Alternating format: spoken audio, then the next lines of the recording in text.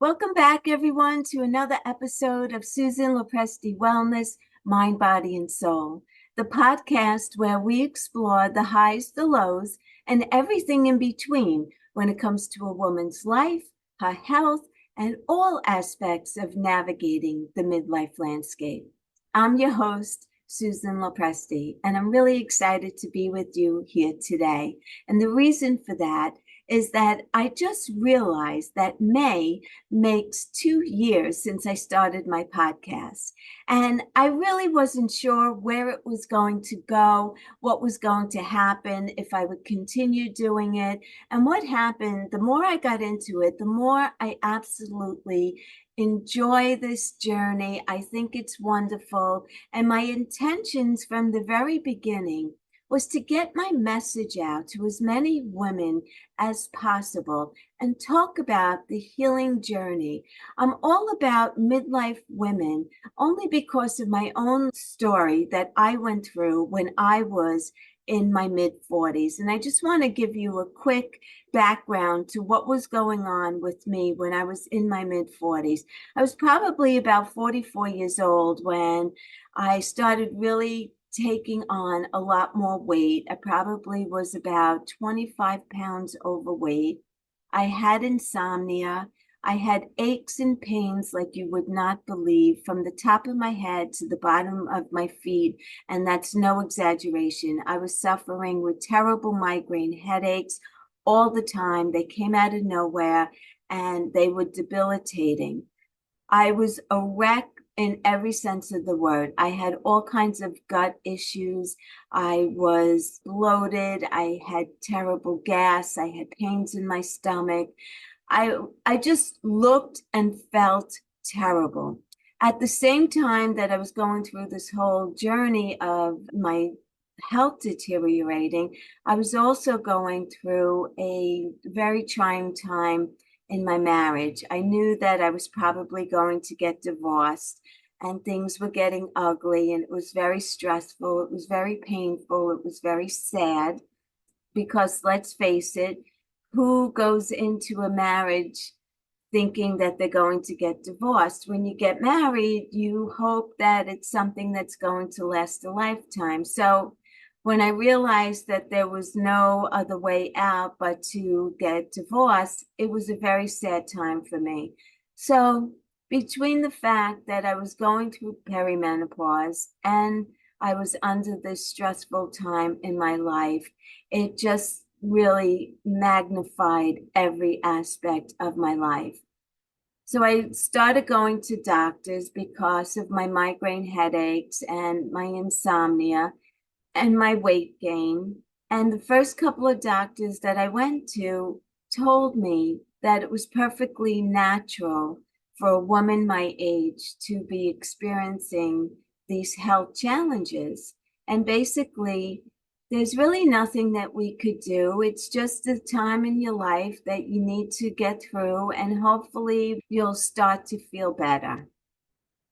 And I really couldn't accept that as my fate because how could I go from being healthy to all of a sudden being so sick and debilitating? And I knew that a lot of it had to do with the stress of my marriage, but there had to have been something that could be done. So I went to see another doctor and another doctor, and I kept being told pretty much the same thing. I was in so much pain in my body that I could only lift my arms out in front of me. I could not lift them over my head. I could not walk upstairs. My knees were in constant pain. So walking up a flight of stairs was almost impossible for me to do. And when I had to walk upstairs, it was excruciating. And it was just one thing after another. I'd feel better for a couple of days and then I'd get sick again. And it was just nonstop. And the thing that was really the deciding factor for me was I started thinking about my mom. My mom, when she was in her 40s, I didn't witness any of the challenges that I was going through. I never heard her say that she couldn't sleep at night. She didn't have aches and pains. She didn't have anything that I was going through. So I had read a book by Suzanne Summers, may she rest in peace, and she talked about a doctor that was located in New York City, and I went to see this doctor. She's a functional medicine doctor, and I sat in her office with her for over 2 hours. We started talking about my parents, when they were born, how they were raised, where they were brought up. My mom, did she smoke? Did she drink? Was she on birth control pills? I wasn't prepared to answer any of these questions. I had no idea half the answers to them, but I did the best I could. And at the end, before she brought me in to have my blood drawn, she asked me, "How long have you had food allergies?" And I said, "I don't have any food allergies." And she said, "Yes, you do. I could tell that you do just by looking at your face and also your hands. Your hands are swollen, your fingers are swollen, your face is all puffy. You definitely have food allergies. We just don't know what they are now, but blood work will tell us more." Sure enough, about 3 or 4 days later, she called me back and she said, "I have great news for you." And I said, "What's that?" And she said, "Well, you have celiac disease." And I didn't even really know what celiac disease was. I go, "What is that?" And she said, "Well, you're allergic to gluten. And as long as you remain gluten-free, you should start to feel better. You also have Hashimoto's disease, which is a thyroid, an autoimmune condition that is part of your thyroid. And you have hypothyroidism, which is the reason why you have such bad brain fog and you're gaining weight." And she said, "With my help, you're going to feel a whole lot better." And sure enough, I followed her instructions to a T because I was desperate. I would have done anything that she told me to do. And she gave me a lot of great advice. She put me on some supplements. She started me immediately on magnesium and a digestive enzyme and a probiotic, even before she had the blood work back. She said, "Get started on this, and then we'll take it from there." So when she found out that it was celiac disease, she talked to me for a long time about being gluten-free and what that meant. She also had me go dairy-free. I was not eating any kind of meat. I was eating mostly chicken, but it had to be organic. And little by little, within 6 months, I started to feel better. By 8 months, I was feeling like my old self again. And a year later, I felt like a brand new person. And I started thinking about all the women out there who go to a doctor and are told that it's perfectly normal to feel this way. And they accept that as their new reality. And I just kept thinking, where would I be if I accepted that as my new reality? I don't even know, because there were so many days I wasn't even able to get up out of bed to go to work. So if I just accepted this as my fate, as this is the way I was going to live for the rest of my life, I don't think I would have been able to continue to hold a job.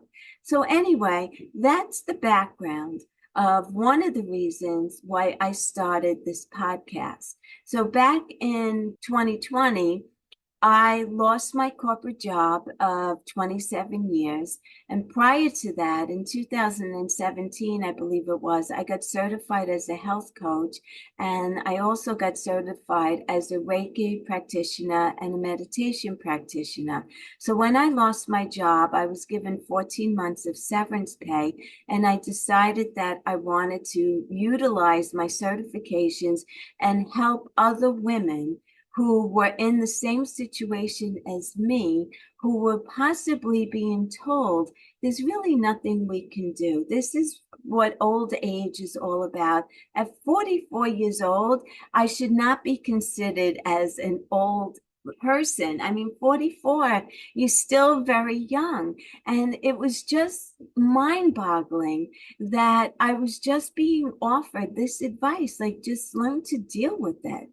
And so when I became a health coach, when I got certified as a health coach, I knew that I wanted to help women who were in midlife, because if I was able to turn my life around with the help of a functional medicine doctor, I knew that I could help these women to turn their life around. Granted, I cannot prescribe medications. I'm not a doctor. I'm just a health coach.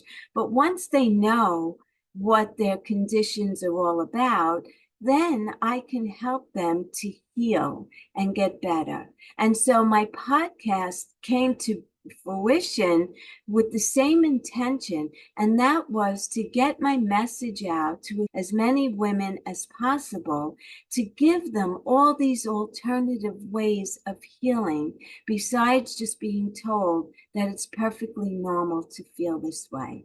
And so in these last 2 years, I've had wonderful guests on who have talked about their healing journeys, and I have talked about so many different healing modalities. I've talked about red light therapy. I've talked about saunas therapy. I've talked about different diets. Now, I don't believe in any particular diet. What I tell my clients is to eat whole foods. And what I mean by whole foods is, well, first of all, I believe they should be organic.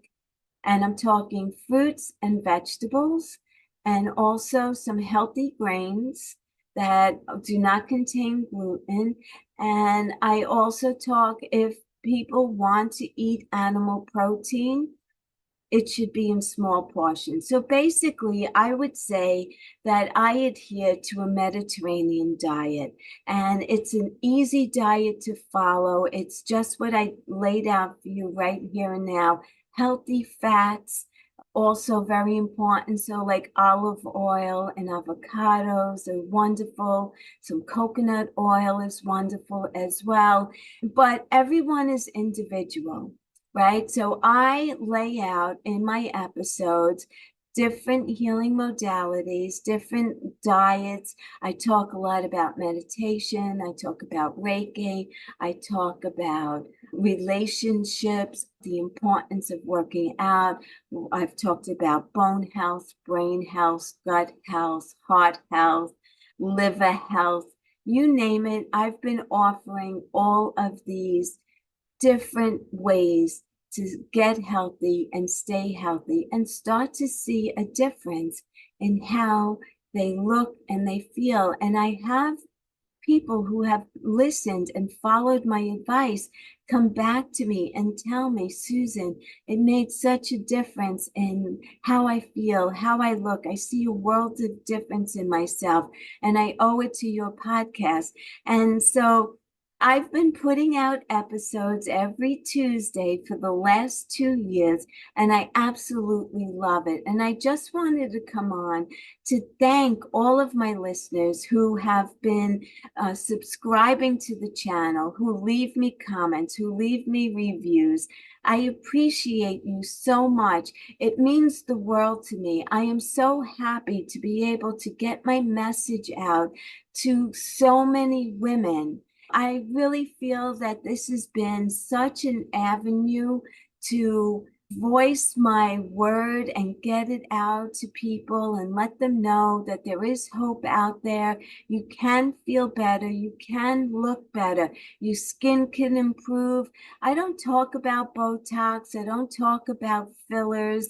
I don't talk about anything like that, because Botox, and I have no judgment. I'm not saying that it's a bad thing, but I'm trying to heal women. I'm trying to get them into the best condition possible. And Botox is a toxin. It's something that's in your body that really doesn't serve any purpose except to smooth out your fine lines and your wrinkles, which is great. But also drinking plenty of water, or having a collagen supplement or a hair, skin, and nail supplement can also help to smooth out your wrinkles. And there's so many other things that you can do as well that will make you look, and not only look, but when you feel younger, you will look younger.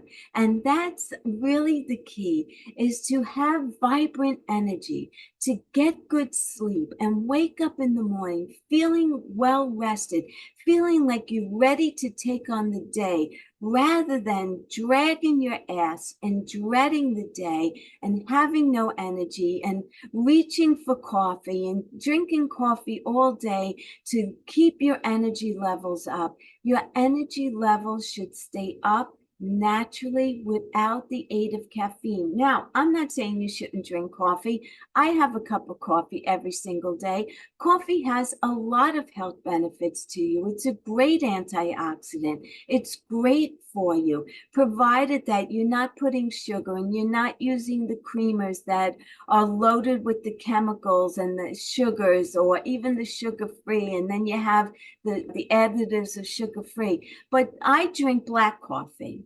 I drink a cup of black coffee. It does help me charge my engine a little bit, and then I'm ready to go. And then the rest of the day, I either have green tea. I have green tea every single day after my cup of coffee, and then it's water. It's water with lemon throughout the day. And I'm able to go through the day, have a very productive day every single day, enjoy my day. And I've never been happier. And I just feel that it's been a wonderful journey these last 2 years with my podcast, with my health coaching, with my programs that I have available to people. I also do Reiki. I do it virtually. I absolutely love it.